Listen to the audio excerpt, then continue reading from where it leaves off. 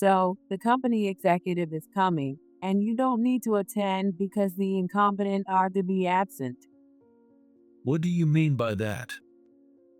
Jessica, grinning at my confusion, said, Don't you get it without being told every little thing?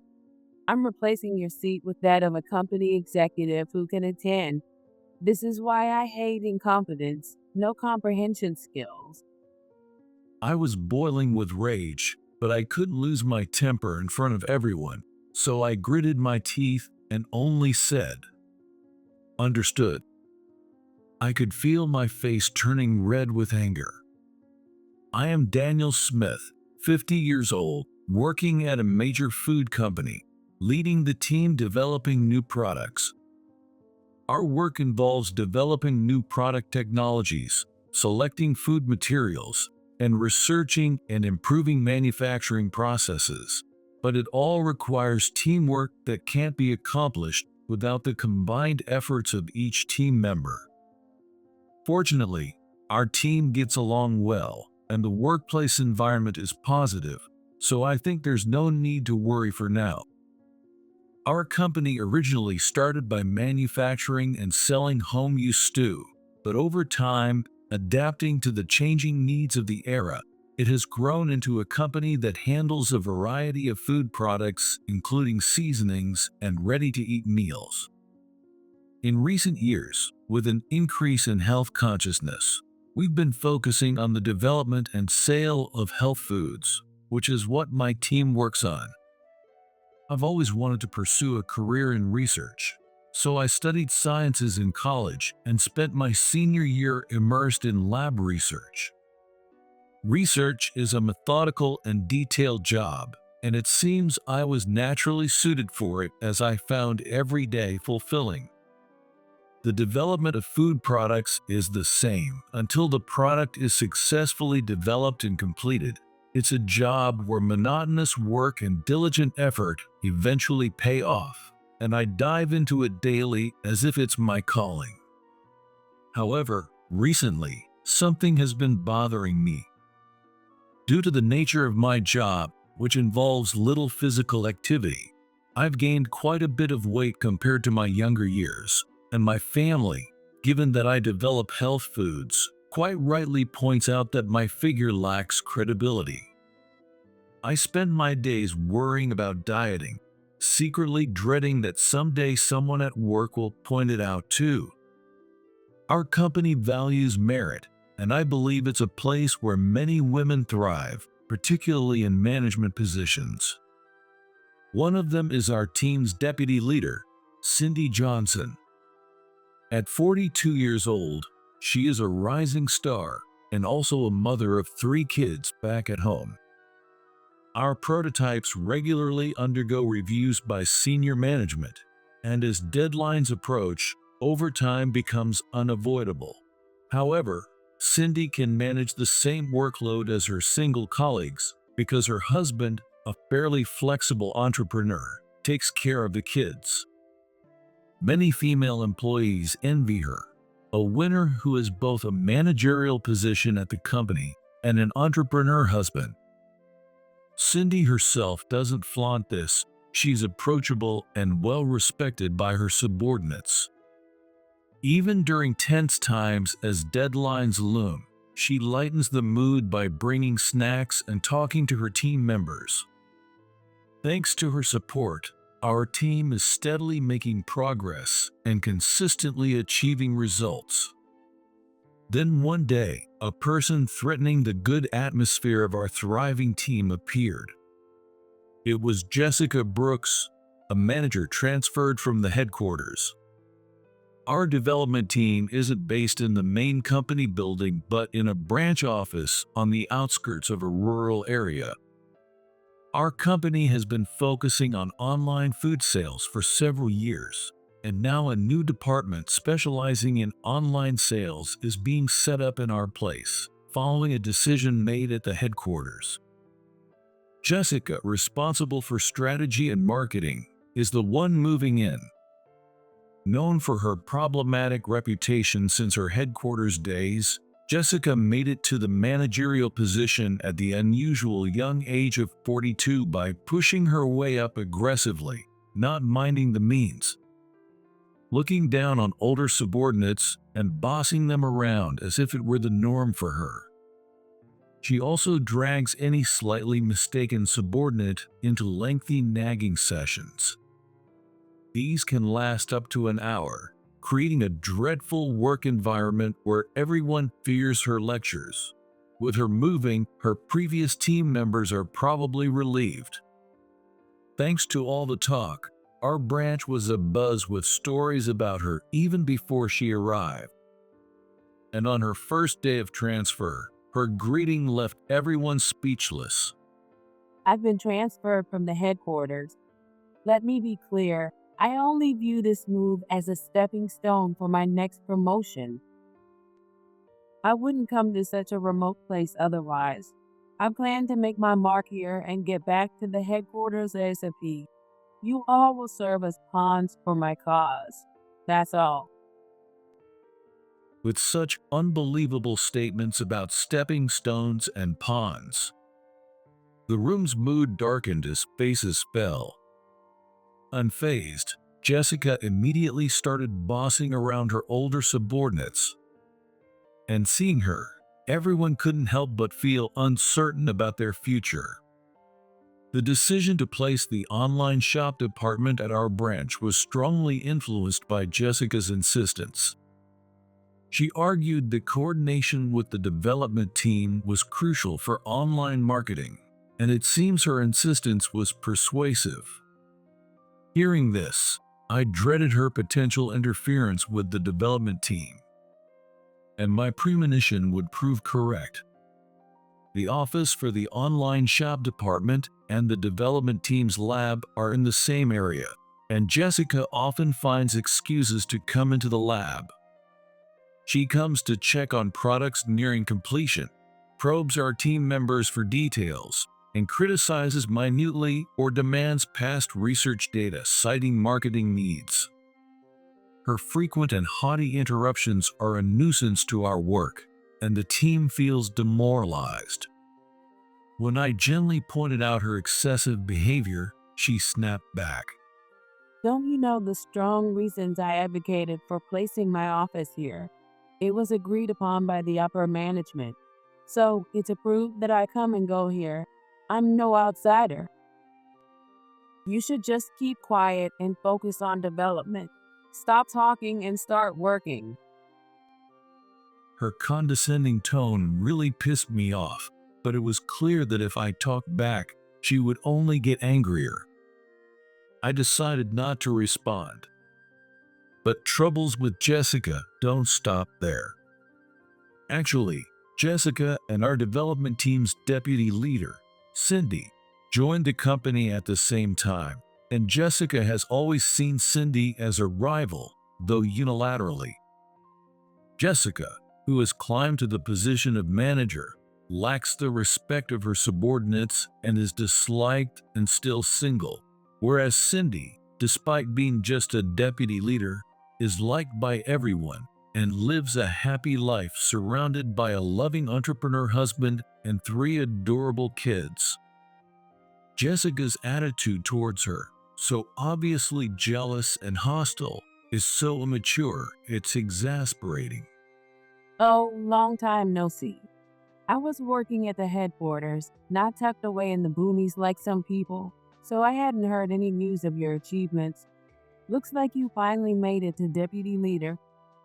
I've been so busy as a manager that I didn't have time to think about marriage. But you must have had loads of time on your hands to even have kids, and 3 at that. Unbelievable how idle you must be. Cindy could only give a wry smile in response to what sounded like the howling of a loser, but Jessica seemed to think she had won. Half a year of this Teresian passed when I noticed a clear change in Jessica. She suddenly became cheerful every day and strangely nice to everyone around. She started bringing snacks, something she had never done before, and buying souvenirs from her business trips, which was also new. Adding to the creepiness, she used to boss around her older subordinate, but now she started greeting them with respect and even started greeting Cindy, whom she had always seen as an enemy, which made everyone wonder what had happened. A few days later, the reason became clear. Jessica got engaged. The partner is quite a younger, handsome guy from a big company's founding family, which was even more surprising. Apparently, she met him at a matchmaking party.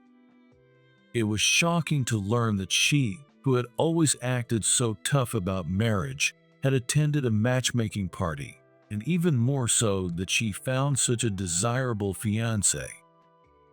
The sudden news of her engagement, given her previously uneventful personal life, led to rumors that she might be getting scammed. However, oblivious to such rumors, she seemed utterly happy, humming at work every day. And she started bragging to any employee within earshot about how incredible her fiancé is, causing everyone to keep their distance as much as possible. It seems Jessica was being unusually kind because she intended to invite the branch employees to her wedding and didn't want them to refuse. She probably told her husband she was well liked at the company. Realizing she was actually disliked, and probably more so than she admitted, she seemed to think she could pretend to be a well-respected boss until the wedding. But suddenly changing her behavior didn't erase her past actions or words, and her transparent efforts were met with nothing but cynical responses. Frustrated by the employees' attitudes, one day Jessica suddenly snapped. She must have been stressed from trying to act nice. Hey, what's with your attitudes? I'm going out of my way to be nice here, and yet you're not warming up to me at all. I always thought you were useless, but now I'm sure of it. That's why people who don't get promotions are so annoying. Listen up, I've decided not to take RSVPs for my wedding. Attendance is mandatory. If you dare to miss it, expect it to affect your evaluations and future promotions. Everyone present was taken aback by her outrageous statement. Unperturbed, she removed the RSVP cards from the wedding invitations and started distributing them, her face returning to its usual imposing expression. From that day, Jessica seemed to give up on trying to win us over and reverted back to her usual overbearing self. If anything, she seemed to increase her pressure even more than before. Can't even work properly, but you're good at taking breaks, huh? When I was a newbie, I never took paid leave. That's why I'm a manager now. She'd make snide remarks to new employees applying for paid leave, spoiling the mood. Yet, she'd take leave herself, claiming taking paid leave is an employee's right. Truly, she was lenient with herself but harsh on others, and everyone was thoroughly fed up. Recently, she's been taking time off mainly for her wedding, and even today, with the wedding tomorrow, she went for a final check. The office without Jessica had a lighter air, and everyone worked more harmoniously and efficiently. Then, a call came from Jessica, but I was busy and couldn't answer right away, so I put her on speakerphone to talk. How long does it take to answer a call from your boss? You're really useless. The sound of her shouting through the phone made everyone in the room freeze in silence for a moment. Unaware that she was speaking on speaker, Jessica continued in the same vein. Hey, are you even listening to your boss? I just finished the final checks for the wedding, and someone who said he couldn't make it now can attend. I wondered why she was bothering me with this attendance issue, and then she said something unbelievable. So, because the company executive is coming, the incompetence like you can stay home. What do you mean by that? Confused, I listened as Jessica sneered and said, Don't you get it without everything being spelled out for you? That's why I hate incompetence. I'm saying your seat is being taken by a company executive, so you don't need to attend tomorrow. Realizing what she meant, she continued in an even more mocking tone. Besides, having a team leader of health food products who looks as out of shape as you do would set a bad example for the executives. They might even think it reflects poorly on my supervision. Don't embarrass me. I had worried that someday someone would comment on my weight, but I never expected it to be from the worst person possible, and in front of everyone, no less. However, as she was unaware she was on speaker, I thought it was just her usual self, and then she raised her voice even louder. Everyone thinks your belly is a problem too, right? That's hilarious. And I can tell by the surrounding sounds when I'm on speaker. Turns out, Jessica knew all along that she was on speaker and had deliberately spoken so everyone could hear. She wanted to embarrass me that badly. I was boiling with anger, but couldn't lose my temper in front of everyone, so I just gritted my teeth and said, "Understood." Don't bother coming to the wedding. Just focus on losing some weight. With that, she hung up one-sidedly, but I could feel my face turning red with rage. Hearing all this, the employees who had been listening became angry, especially Cindy, who was the most furious and declared, "I will never forgive her." Given that Cindy had also been a frequent target of Jessica's attacks, it was understandable. This solidified the entire branch's resolve to get back at Jessica. Then the day of the wedding arrived. As Cindy and I, who weren't supposed to attend, approached the venue, we saw Jessica greeting the guests with her usual facade, pretending to be a calm bride. Seeing me, she looked puzzled and hissed, "Why are you here? I told you that you didn't need to come," reverting to her usual stern self. As she looked around nervously and seemed to realize something, she pulled us aside. What about everyone else? No one else has shown up yet. If they are late, they'll regret it. As Jessica ranted loudly, it was time to deliver the damning fact. "Jessica, unfortunately, the only attendees from our branch today are me and the deputy chief. Everyone else has personal commitments and couldn't make it." Watching her face turn pale upon hearing this was telling. What? What are you talking about? The wedding is about to start. Canceling at the last minute is just unthinkable. While thinking that not taking RSVPs was really out of the ordinary, I said to her, still flustered by the situation, "Since you said no RSVPs were needed, there was no way for anyone to communicate their absence, right?" In this unbelievable situation, she began to panic lightly, grabbed her cell from her dressing room, and started calling various people to fill the suddenly empty seats. However, with her lack of popularity, it was unlikely anyone would suddenly agree to attend, and in desperation, she began pleading with Cindy, "Find anyone who can come, please." She's almost in tears because if this keeps up, there will be empty seats on the bride's side, and it will look bad in front of the groom's side. Predicting this might happen, we had already contacted acquaintances with the promise of a free gourmet meal and managed to gather some last-minute attendees. Some seats remained empty, but enough were filled to make it seem adequate, and Jessica seemed relieved. Then, thanking Cindy, she said as if she had never harassed anyone, "Having friends from your cohort is good after all." Make sure you nail the speech for the Friends representative today. Oh, and since no one from the branch is coming, you'll have to do it, even though team leader isn't the most impressive title. I couldn't help but think how few friends she must have to ask me, just a coworker, to give the friend speech. But I was prepared for this too. The wedding started, and with the groom being a wealthy heir, there was a significant turnout.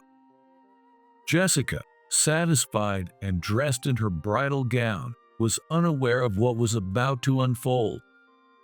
The wedding proceeded smoothly, and after the formal greetings by prestigious guests, it was almost our turn to speak. Cindy started with a standard Friends representative speech, but as she neared the end, she said something that shocked everyone. Actually, Jessica and I are only colleagues who joined the company at the same time. We're not close enough to be giving a speech as friends at this venue. The room, buzzing from the dinner, went silent at her words. Jessica, who had been smiling, suddenly looked gloomy and turned towards the speaker as if to say, "What are you talking about?" While looking at Jessica's face, Cindy continued detailing the harassment and verbal abuse she had endured. The content was so severe that the previously quiet hall began to murmur, with people starting to say, "He's marrying a terrible person." The groom, caught off guard, confronted Jessica, who seemed utterly bewildered by the situation. After revealing everything, Cindy casually finished her speech and returned to her seat. Then, the flustered host tried to change the atmosphere and forcibly moved the wedding along. Next was my turn. I was called to the microphone, managed the greeting without a hitch, and then directed everyone's attention to a video letter from branch employees who couldn't attend. A large screen descended so everyone could see, and as the lights dimmed, what appeared on the screen was not the expected content. Instead, there were videos of Jessica hurling terrible words at branch employees and lecturing subordinates relentlessly, displaying her tyrannical behavior. Moreover, the end of the video included her talking about her marriage. This marriage was my last chance. I couldn't let it slip away. I really had to play nice. Deceiving a rich, handsome fool was as easy as pie. He might be a fool and a bit dumb, but he's rich and handsome, so I overlooked that. Now I'm a winner too. Jessica's laughing face filled the large screen, looking frightening. Overwhelmed by the situation, she tried desperately to block the screen, her actions almost comical. The groom shouted, "Don't mess with me," and stormed off. Left alone, Jessica sat down on the floor and broke down crying. Seeing this, Cindy seemed to feel sorry, thinking perhaps they had gone too far, but I felt a sense of satisfaction inside. Serves her right. After the wedding, the marriage was obviously called off, and shocked Jessica took several days off from work. These were supposed to be her honeymoon days, but instead, they turned into sick leave. She returned to work only to be called by the executives who had attended the wedding and was admonished to change her behavior towards subordinates, and further disciplinary actions were decided. Eventually, she was transferred to a remote branch office, stripped of her managerial role. The employees at our branch celebrated, feeling that their vow of revenge against Jessica had been fulfilled.